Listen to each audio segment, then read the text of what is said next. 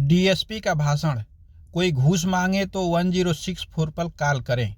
1 घंटे बाद खुद 80,000 घूस लेते हुए गिरफ्तार। बुधवार को अंतर्राष्ट्रीय भ्रष्टाचार निरोधक दिवस था। इस मौके पर एसीबी कार्यालय माधोपुर में समारोह किया गया।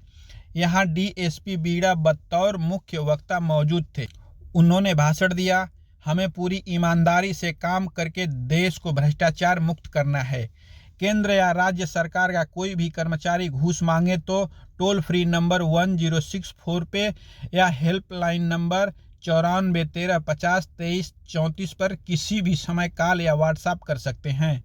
चौंकाने वाली बात यह है कि इस भाषण के 1 घंटे बाद ही एसीबी ने डीएसपी बीड़ा को 80,000 रुपये घूस लेते गिरफ्तार कर लिया। साथ ही उन्हें घूस देने वाले जिला परिवहन अधिकारी को भी गिरफ्तार कर लिया। यह पहली बार है जब एसीबी में तैनात एआरपीएस स्तर के अफसर को खुद एसीबी ने ट्रैप किया। अब दोनों से पूछताछ की जा रही है।